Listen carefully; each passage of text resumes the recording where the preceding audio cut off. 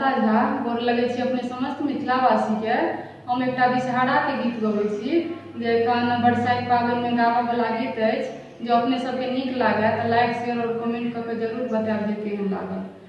ऊँच रे अटरिया